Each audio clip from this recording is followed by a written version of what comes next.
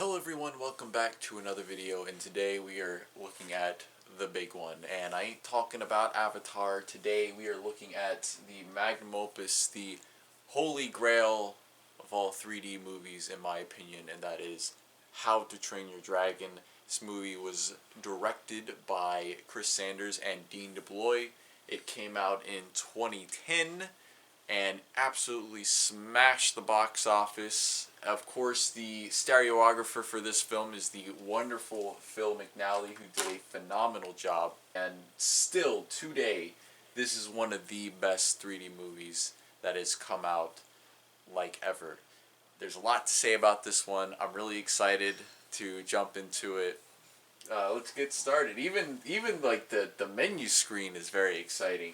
So I didn't see this movie in 3D when it came out in theaters. I got the 2D Blu-ray, and then when I got my 3D TV, I eventually got the 3D Blu-ray, and I was just absolutely blown away by how good the 3D was. And when this movie came out, critics were like, "Oh my God, you got to see this movie in 3D. This is like the quintessential 3D film. You really feel like you're flying up there with the dragons." And it's a real shame that I missed it. If it ever gets a re-release in theaters or an IMAX 3D, I'm going to be there to see it. Rain or shine, I don't care. This is the quintessential 3D experience. And I think this might have been the first time they used the DreamWorks logo where he swishes, the fishing boy swishes the hook out in front of your face. It's really cool. This is a really excellent opening shot. Got the water spray right in your face. There's a lot of depth here, a lot of volume, and you really get the scale of how large this village is. Nice negative parallax shot of our protagonist. This is a really, really good intro. Outside of just the fact that it's a very explosive intro that throws you right into the action, the 3D here is really deep and exciting. It just, right out of the gate, the movie's just punching you with everything it's got. Well, not even everything it's got. Everything it's got comes at, like, the end of the film. This is just, like, a taste of what's to come. I can't even overstate how good this movie is in general. All those little particulates, the debris from that wagon, you can make out every single piece of it. All the fire and debris, all the little cinders and everything feels like it has a space to it. Everything feels very raw. There's usually like a disconnect between watching an animated movie in 3D and a live action film in 3D, and the 3D in this movie feels like watching a live action film in 3D because there's like a difference there. Not a bad difference, but just the way the 3D looks between them. This one it feels right for this format. I can't really explain it. Lots of stuff coming up in your face. Lots of Viking faces right there getting in your way. There you go. I just absolutely love this intro. And the soundtrack for this movie freaking kills, man. It's a nice bit of subtle negative parallax with the sword. Awesome. Nice 3D shot there with the dragon coming up out of the screen. I guess all these are nice 3D shots, but like, you know what I mean, the pop out. Now, typically you wouldn't want to do a lot of night stuff with 3D. 3D doesn't do too well in the dark, but they've lit this very, very well so that everything stands out.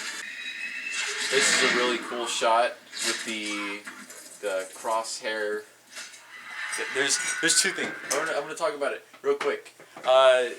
I might go back. So you have the really nice POV shot where the crosshair circles like right there up in your face.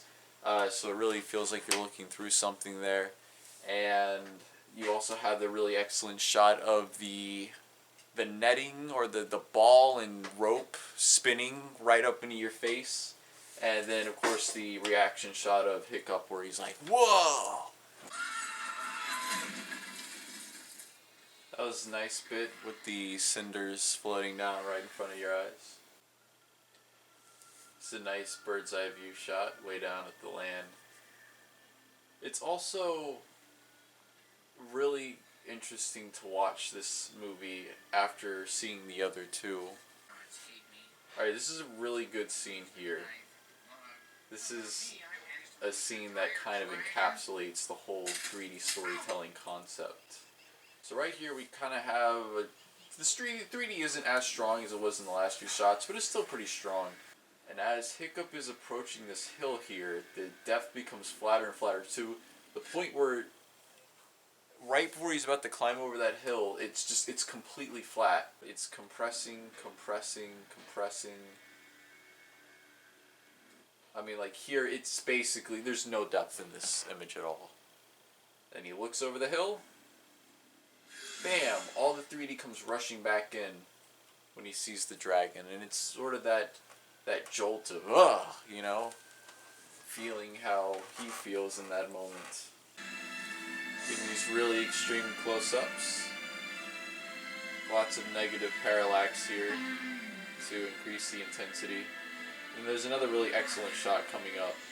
Phil relaxes the 3D after lowering the knife because all the tension is kind of relieved from that scene. You see there, the 3D once again intensifies as he's cutting the ropes.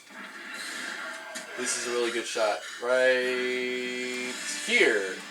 It's very intense. His nose is like right up to here.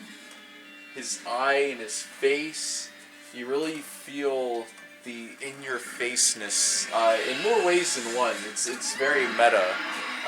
That, of course, Toothless is in Hiccup's face, and because of the way it's presented in 3D, he's also really in our face.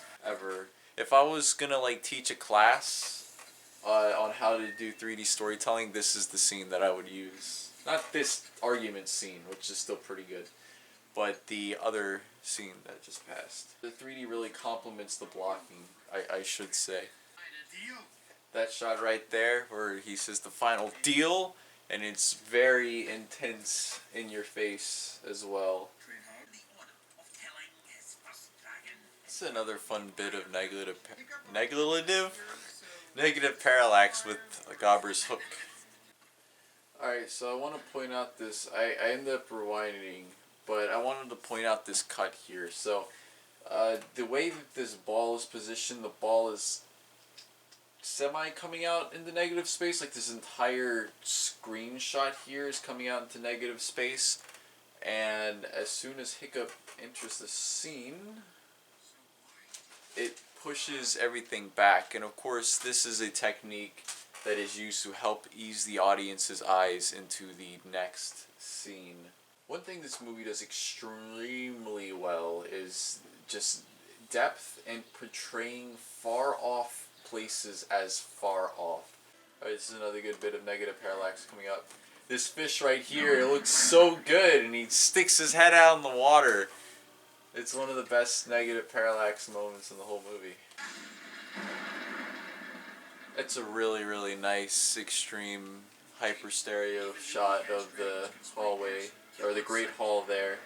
What would have been really cool is if they were able to make some of these illustrations like 3D illustrations, and some of them are moving slightly anyway. To add to the fantastical nature of the film, it would have been neat if some of the illustrations kind of came up in 3D. Like, Hugo has a really neat 3D effect with that, and when we watch that movie, I'll talk about it. But that's all. I think this movie is fantastic. I'm not complaining. I'm not like, well, they missed an opportunity. It's just something that would have been pretty neat, I think. But it would be way more difficult to do that, too. This is an awesome hyper stereo shot of the ocean.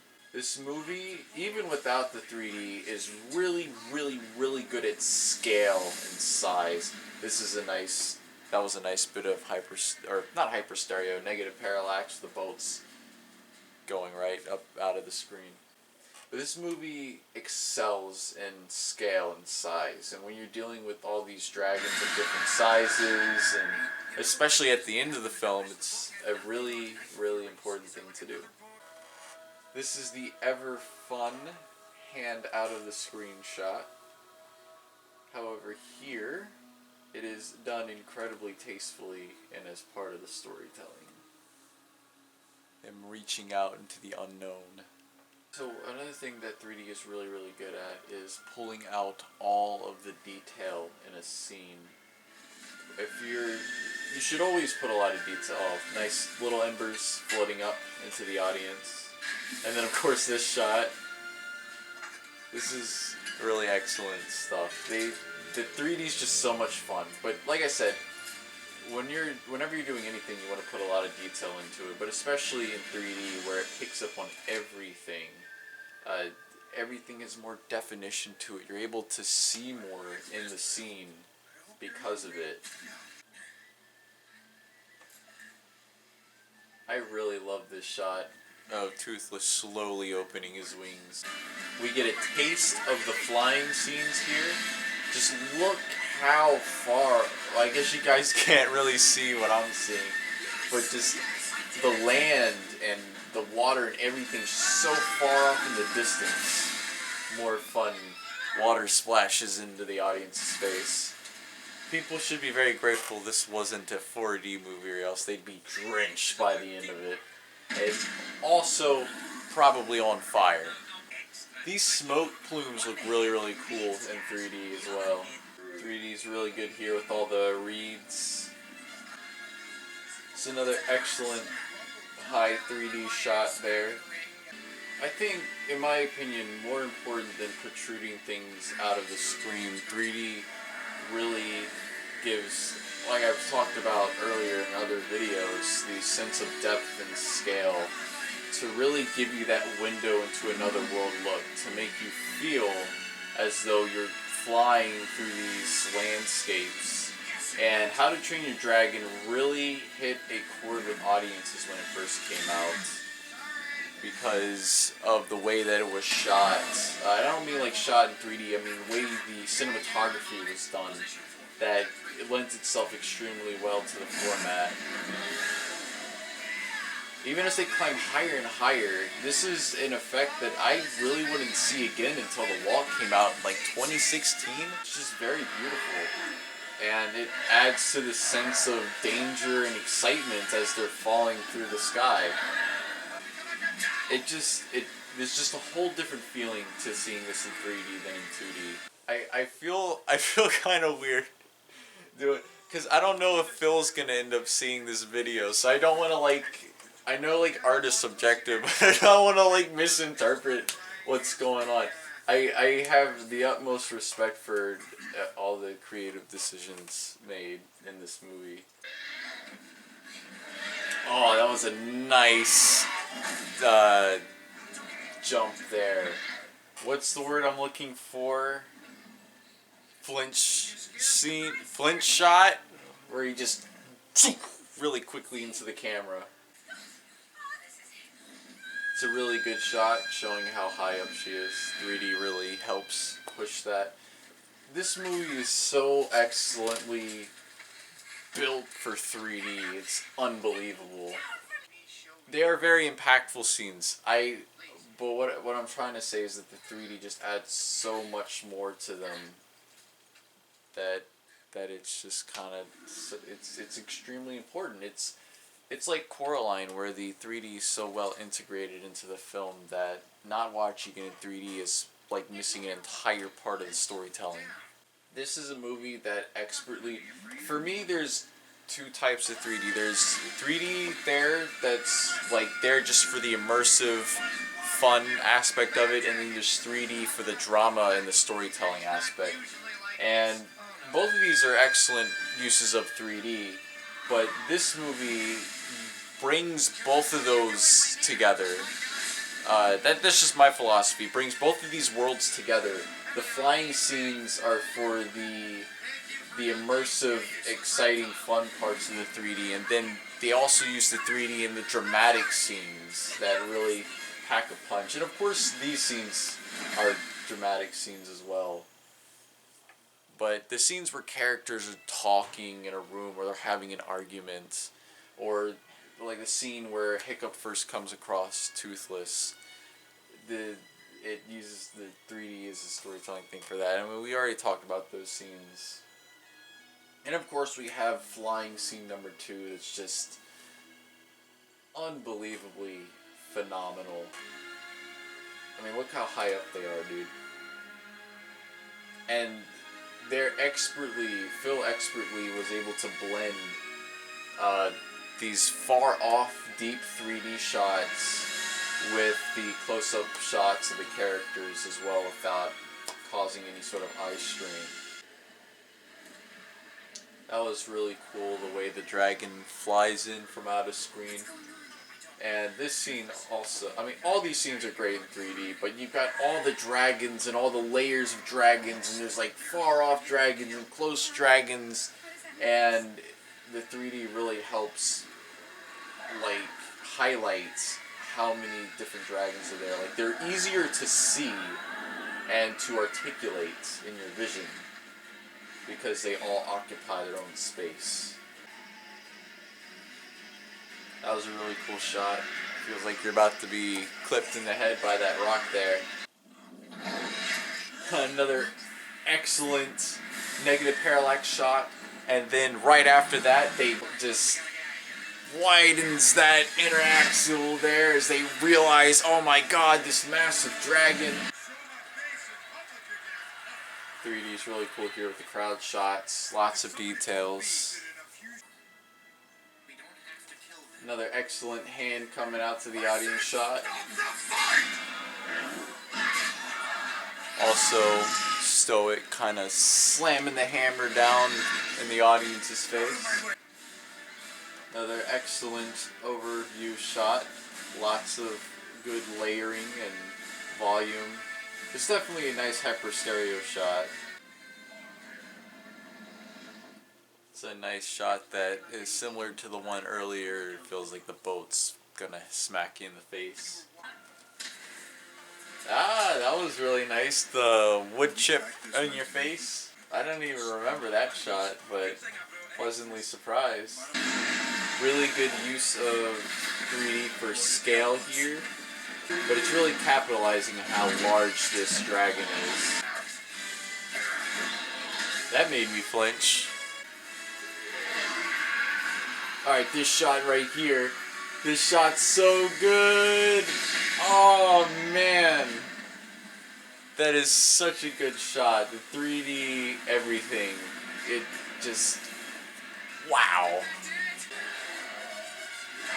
Ooh, man, that was a really good 3D shot. I'm zooming right out of the screen right next to your head. This is an awesome slow-mo shot. All the little ash particulates in the air. It's also reminiscent of Day of the Dead. So I should point out that the shots prior to finding out that Hiccup is alive were very, very flat, and then when he finds out, Stoic finds out Hiccup is alive, all the 3D comes back into it. That's something I noticed on this viewing, by the way. I didn't even really pick up on that before. One last exciting flying scene. Wow. Alright. It's a really good song. I'll have to listen to it later. So, let's talk turkey here. I mean, what can even be said that I haven't already said, or hasn't been said by other people, or written by other people a million times over throughout the years and when this movie came out? This is undeniably, like, top 5 greatest movies of all time material. For me, it's like top 1 greatest movie of all time. This has everything that makes, that excites me about 3D, that makes it worthwhile for me. The way it's used in a dramatic sense, the immersive sense of it, just absolutely knocked it out of the park. And I know I talk about 3D primarily on this channel, but it can't be understated just how much effort was put into it by every aspect of this team, by all the artists that worked tirelessly, endlessly for years to get this whole thing to come to life. When used at its maximum potential, I think 3D is the icing on the cake. And yeah, you can eat a cake without icing on it, but with icing it's just a whole lot better. And this is one of those movies that really, if you've got someone saying that 3D isn't that great or it doesn't add anything or whatever, this is the one that you put on. I mean, if you don't have if you have a 3D TV or a display and you don't have How to Train Your Dragon, I mean, what are you doing? This is like first buy, man. This is top shelf right here. I'm gonna take a little bit of parlance from Phil's live streams from his YouTube channel. I'm gonna say that How to Train Your Dragon is top shelf material, and I do believe it is literally belongs on the top shelf of my Blu-ray shelf over there. Excellent movie. Watch it in 3D. If you got a 3D TV sitting around and you don't really use the 3D and you don't have this movie, buy it, put it in, when it's safe to bring your friends over, and just have an awesome viewing party. And if you can, get the other two. I have How to Train Your Dragon 2 and The Hidden World, which we will be taking a look at some point. I don't know if I'm going to do like a trilogy kind of thing where the next two movies that I do are going to be that, or if I'm going to just hop around. I don't really have a set plan for these. I'm just kind of picking the movies that I feel like watching. This is the kind of 3D movie that I would want to make. The one that just brings it all together. That's just extraordinary in every way.